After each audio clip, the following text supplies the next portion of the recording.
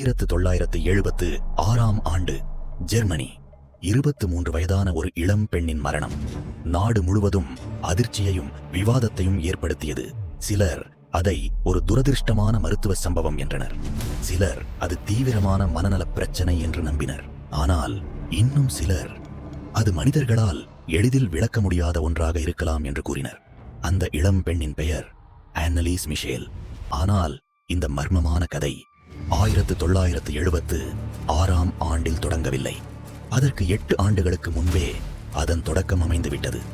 1968 ஆண்டு. அப்போது அன்னலீஸுக்கு வயது வெறும் 16. ஒரு நாள் திடீரென அவள் வலிப்பு நோயால் பாதிக்கப்பட்டாள். மருத்துவர்கள் அவளை பரிசோதித்தனர். மருந்துகள் வழங்கப்பட்டன. சிகிச்சையும் தொடங்கப்பட்டது. ஆனால் காலம் செல்ல செல்ல அவள் கூறத் தொடங்கிய சில விஷயங்கள் அவளுடைய குடும்பத்தினரை ஆழ்ந்த கவலையில் ஆழ்த்தின. தனக்கு குரல்கள் கேட்கின்றன என்று அவள் கூறினாள். சாதாரண குரல்கள் அல்ல, தன்னை பயமுறுத்தும் குரல்கள், தன்னை சபிக்கும் குரல்கள். சில நேரங்களில் பயங்கரமான முகங்கள் தன்னை சுற்றி தோன்றுகின்றன என்றும் கூறினாள். இரவு நேரங்களில் கருமையான உருவங்கள் தன்னை நோக்கி வருவதாக அவள் உணர்ந்தாள். நாட்கள் கடந்தன.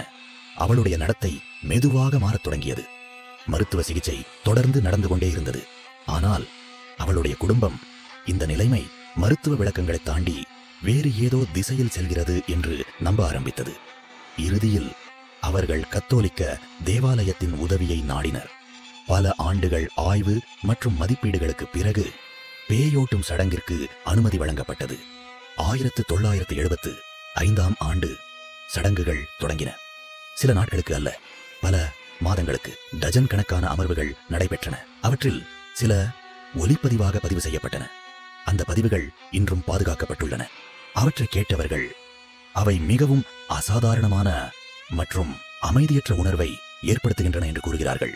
ஆனால் அதற்கிடையில் அன்னலீஸின் உடல்நிலை தொடர்ந்து மோசமடைந்தது.